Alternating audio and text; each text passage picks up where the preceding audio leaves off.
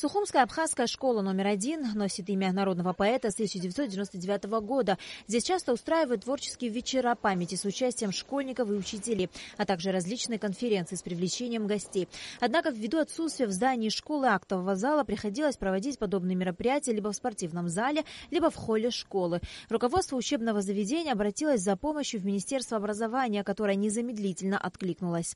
Премьер-министр Беслан Константинович Барцыц пошел нам навстречу, он понял, какие проблемы существуют, а мы в этом году отмечаем 100-летний юбилей Баграта Шинкуба, а эта школа, как известно, носит его имя, и потому мы просили, чтобы помогли нам отремонтировать какие-то классы и актовый зал.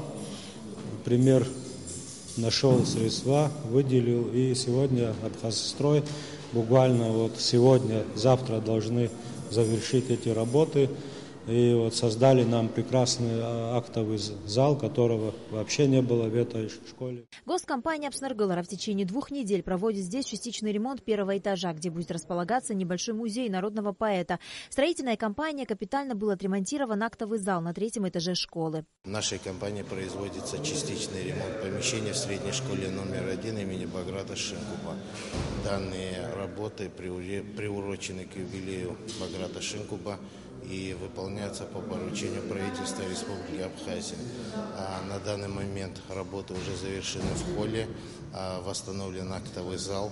И после завершения памятных мероприятий работы будут продолжены, будут восстановлены санузлы в средней школе номер 1. По словам министра Адгура Кокоба, ремонтные работы в школе номер 1 будут продолжены и после празднования юбилея Баграта Шинкуба. В холле выставлена небольшая экспозиция из фотографий Шинкуба, отрывки его стихов.